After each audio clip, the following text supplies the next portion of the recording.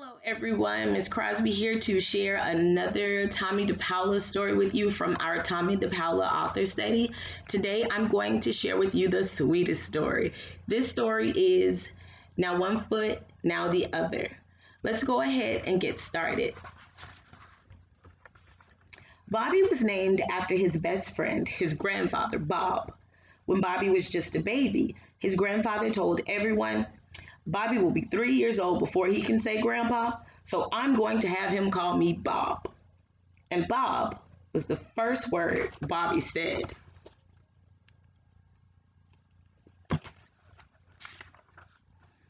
Bob was the one who helped Bobby learn to walk. Hold on to my hands, Bobby, his grandfather said. Now one foot, now the other. One of the best things Bob and Bobby did was to play with old wooden blocks that were kept on a shelf in the small sewing room under the front stairs.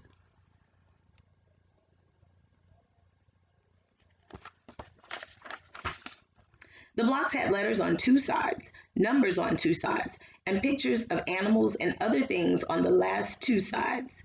Bob and Bobby would slowly, very slowly, put the blocks one on top of the other, building a tall tower. There were 30 blocks.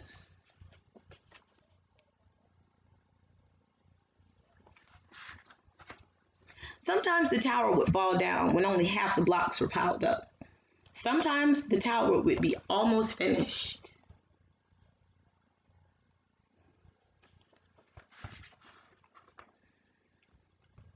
Just one more block, Bob would say.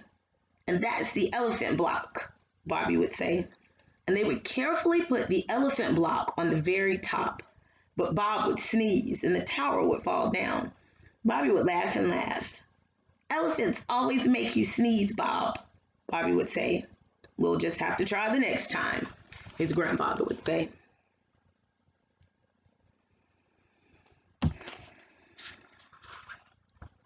Then Bob would sit Bobby on his knee and tell him stories.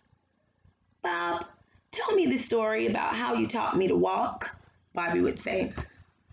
And his grandfather would tell Bobby how he held Bobby's hand and said, now one foot, now the other. And before you knew it,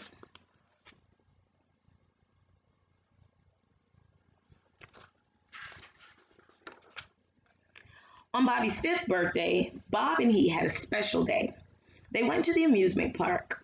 They rode a roller coaster, ate hot dogs and ice cream. They had their pictures taken in a machine, and they sang a song and made a phonograph record. And when it got dark, they watched the fireworks.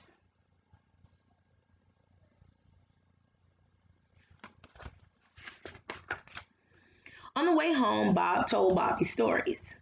Now, tell me the story about how you taught me to walk, Bobby said. And Bob did.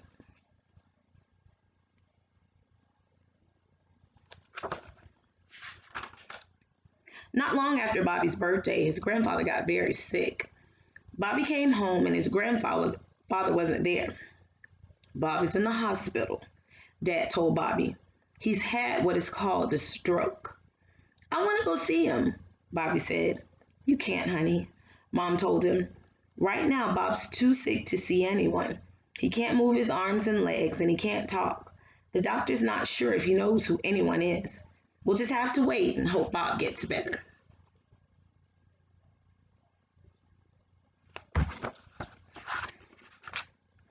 Bobby didn't know what to do. He didn't want to eat.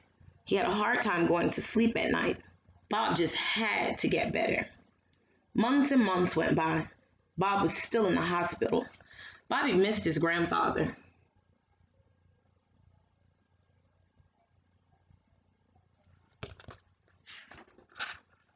One day, when Bobby came home from school, his father told him that Bob was coming home. Now, Bobby, Dad said, Bob is still very sick. He can't move or talk. When he sees your mother and me, he still doesn't know who we are, and the doctor doesn't think he'll get any better. So don't be scared if he doesn't remember you.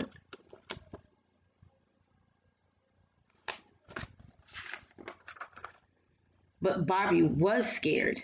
His grandfather didn't remember him. He just lay in bed. And when Dad carried him, Bob sat in a chair, but he didn't talk or even move.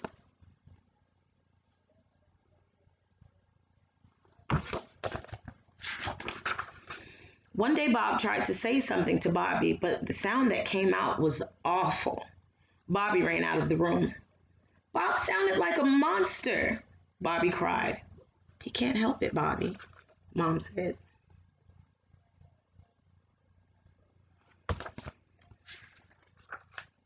So Bobby went back to the room where Bob was sitting. It looked like a tear was coming down Bob's face. I didn't mean to run away, Bob. I was scared. I'm sorry, Bobby said.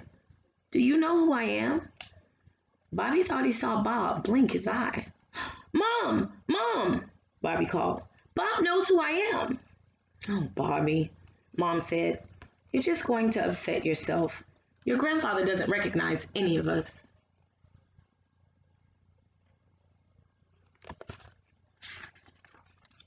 But Bobby knew better. He ran to the small sewing room under the front stairs. He took the blocks off the shelf and ran back to where Bob was sitting. Bob's mouth made a small smile. Bobby began to build the tower.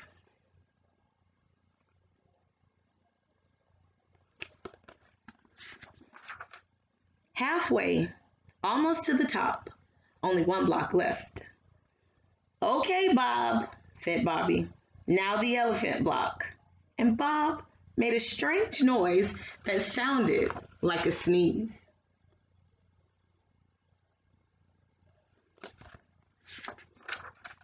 The blocks fell down and Bob smiled and moved his fingers up and down. Bobby laughed and laughed. Now he knew that Bob would get better.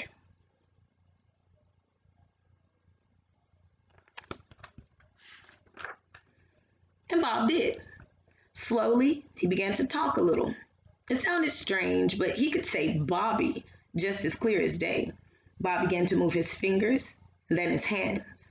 Bobby still helped to feed his grandfather, but one day Bob could almost hold a spoon by himself, but he still couldn't walk. When the weather got nice and warm, Dad carried Bob out to a chair set up on the lawn. Bobby sat with him. Bobby, Bob said, story. So Bobby told Bob some stories.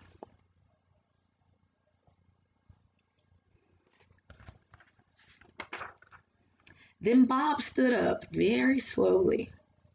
You, me, walk, said Bob. Bobby knew exactly what Bob wanted to do. Bobby stood in front of Bob and let Bob lean on his shoulders.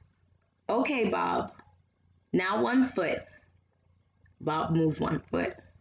Now the other. Bob moved the other.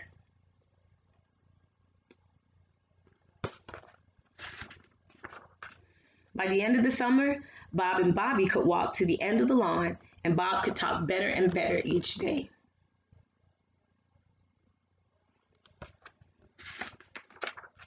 On Bobby's 6th birthday, Bobby got the blocks. Slowly, he built up the tower. Only one block to go. Here, elephant block, Bob said. Bobby put it on top. Bob sneezed. Elephants always make you sneeze, Bob, Bobby said. We'll just have to try it next time. Now tell me stories. Bob did.